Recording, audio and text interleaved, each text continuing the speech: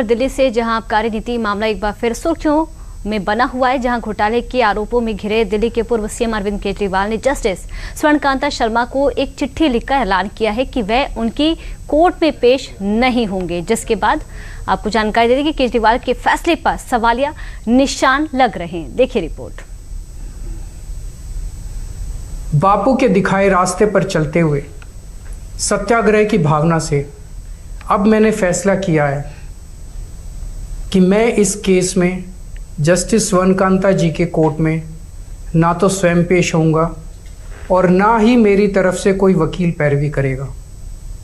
Justice स्वर्णकांता जी जो भी फैसला सुनाएंगे उस पर समय आने पर मेरे जो भी कानूनी अधिकार हैं, जैसे सुप्रीम कोर्ट में चुनौती देना आदि, वो सभी कदम लेने के लिए मैं स्वतंत्र हूँ। कोई अपराधी ये तय नहीं करेगा कि उसका मुकदमा कौन सुनेगा। और अरविंद केजरीवाल, आप शराब घोटाले में अपराधी हैं, आपको सजा मिलनी है और उस सजा के डर से आप जिस तरह की राजनीतिक नौटंकी कर रहे हैं, इस लोकतंत्र में ऐसा नहीं चलता। देश की राजधानी दिल्ली के सियासी गलियारों में लंबे वक्त तक राजनीतिक और कानूनी टकराव का केंद्र रहा आबकारी नीति का मुद्दा अब एक नए विवाद का मोड़ ले चुका है, जिस पर दिल्ली की सियासत में एक बार फिर तीखा टकराव देखने को मिल रहा है। दरअसल बीती 27 फरवरी साल 2026 को दिल्ली की राउज एवेन्यू कोर्ट ने पूर्व सीएम अरविंद केजरीवाल को शराब घोटाला मामले में बरी कर दिया था। इस फैसले के आने के बाद अरविंद केजरीवाल ने रो रो कर न्यायपालिका का धन्यवाद देते हुए फैसले को सत्य की जीत करार दिया था।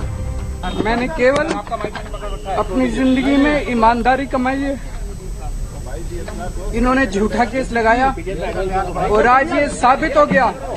कोर्ट ने कहा है कि केजरीवाल कट्टर ईमानदार है।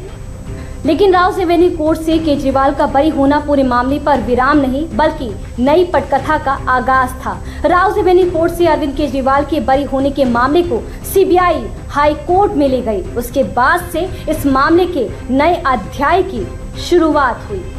सीबीआई ने ट्रायल कोर्ट के इस फैसले को दिल्ली हाई कोर्ट में चुनौती दी। मामला सुनवाई के लिए जस्टिस स्वर्णकांता शर्मा की बेंच के पास जा पहुंचा, जिस पर अरविंद केजरीवाल ने दिल्ली हाई कोर्ट में याचिका दाखिल करके केस अन्य बेंच को ट्रांसफर करने की अपील की। वहां से राहत न मिलने के बाद अरविंद केजरीवाल ने जज बदलने की मांग को लेकर सुप्रीम कोर्ट का भी दरवाजा खटखटाया। हालांकि सुप्रीम कोर्ट ने भी उनकी जज बदलने की याचिका खारिज कर दी। अरविंद केजरीवाल ने जस्टिस स्वर्णकांता शर्मा को भी अर्जी देकर मामले की सुनवाई से खुद को अलग करने की अपील की। 20 अप्रैल साल 2026 को जस्टिस स्वर्णकांता शर्मा ने केजरीवाल की अर्जी खारिज कर दी। ये मामला दिल्ली एक्साइज पॉलिसी साल 2021-22 से जुड़ा हुआ है, जिसमें सीबीआई ने अरविंद केजरीवाल समेत अन्य आरोपियों को मिली राहत को चुनौती दी है। अब जब केजरीवाल ने मामले की कार्यवाही से दूरी बना ली है, ऐसे में हाईकोर्ट सीबीआई की दलीलों के आधार पर अकेले सुनवाई जारी रख सकती है।